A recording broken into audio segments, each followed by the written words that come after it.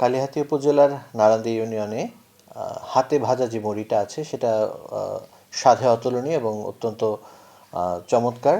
মূলত এই মুড়ির বিখ্যাত হওয়ার পেছনে যে কারণটা সেটা হচ্ছে প্রাকৃতিক উপায়ে মূলত এই মুড়িটা ভাজা হয়ে থাকে, সম্পূর্ণ রাসায়নিক উপাদান মুক্ত।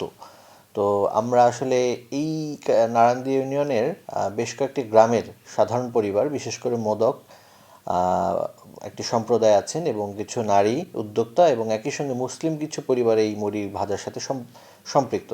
তো আমরা আশা করছি শুধুমাত্র টাঙ্গাইলের মধ্যে এই মুড়িটাকে সীমাবদ্ধ না রেখে আমরা দেশব্যাপী এই মুড়িকে কীভাবে ছড়িয়ে দেওয়া যায় সেটার জন্য আমরা উপজেলা প্রশাসন অবশ্যই কাজ করব এবং একই সঙ্গে তাদের পক্ষ থেকে যদি তাদের মধ্যে কোনো পরিবার অথবা কোনো উদ্যোক্তা যদি আর্থিকভাবে অসমর্থ থাকে এই উৎপাদন কার্যের সাথে অথবা বিপণন কাজের সাথে যারা জড়িত, তাদেরকে আমরা বিভিন্ন সরকারি দপ্তরের মাধ্যমে ক্ষুদ্র ঋণ দেওয়ার ব্যবস্থা করব একই সঙ্গে।